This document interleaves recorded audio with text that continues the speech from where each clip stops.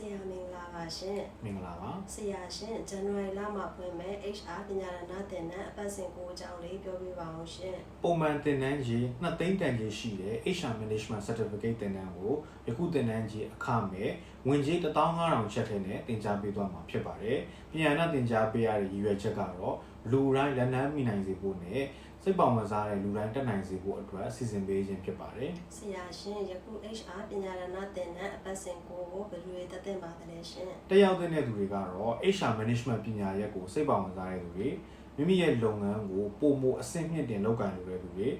HR Management နဲ့လုပ်ငန်းလုပ်ကိုင်ဆောင်ရွက်နေတဲ့သူတွေအလုပ်ဝင်စတင်ဝင်ရောက်ဖို့ပြင်ဆင်နေတဲ့လူငယ်တွေတက်ရောက်တင်ပါတယ် ဆရာရှင်ဘာတွေသင်ပေးသွားမှာပါလဲသိပြရစီရှင် သင်ကြားပေးသွားမှာတွေကတော့ HRM, SHRM,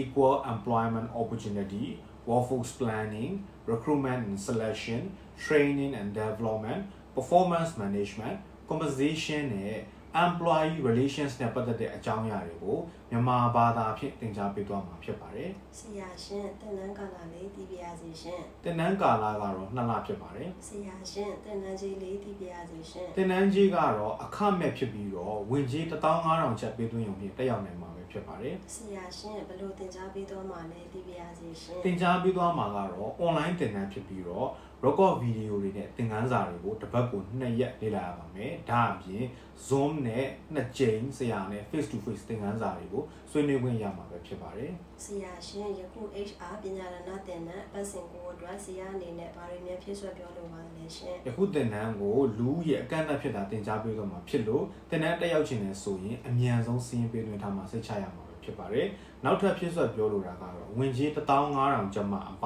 အခြားအခကြီးငွေထပ်မံကောက်ခံခြင်းလုံး